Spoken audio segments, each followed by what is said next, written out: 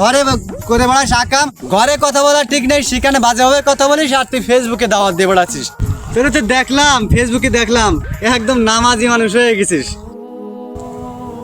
রায়হান বন্ধু শোন, ও তুই তোর তো দেখলাম ফেসবুকে দেখলাম একদম নামাজি মানুষ হয়ে গেছিস, পারফেক্ট একজন নামাজি মানুষ। আলহামদুলিল্লাহ। আলহামদুলিল্লাহ তো বলতেছিস, ঠিক আছে, কিন্তু আবার কাকির কাছে শুনলাম তুই নাকি ঘরে খুবই বাজেভাবে কথা বলিস, কি ব্যাপারটা কি? এরকম করলে হবে? আরে ভাই, ঘরে তো নিজের মানুষ। বুঝলাম, তাহলে দাওয়াত ঘরের মানুষই পাচ্ছে না, দাওয়াত পাচ্ছে বাইরের মানুষই। হায় রে। শোন বন্ধু, তোকে একটা কথা বলি, আমাদের নবী সাল্লাল্লাহু আলাইহি ওয়াসাল্লাম কি বলেছে জানিস? কি বলেছে বলতো?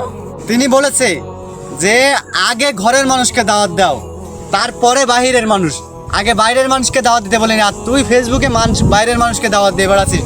ঘরে কথা বলা ঠিক নেই, সেখানে বাজেভাবে কথা বলিস, আর তুই ফেসবুকে দাওয়াত দিয়ে বেড়াচ্ছিস। এগুলো হবে? তুই ঠিকই বলেছিস বন্ধু। দাওয়াত দিতে বলছে আল্লাহ তাআলা, রাসূল সাল্লাল্লাহু আলাইহি ওয়াসাল্লাম বলছে তোমরা দাওয়াতি কাজ করো, কিন্তু সেটি আগে নিজের ঘর থেকে। সুতরাং ফেসবুকে তুই পোস্ট দে, ফেসবুকে তুই নামাজি দাওয়াত দে, সমস্যা নেই, কিন্তু আগে নিজের ঘর থেকে শুরু করতে হবে।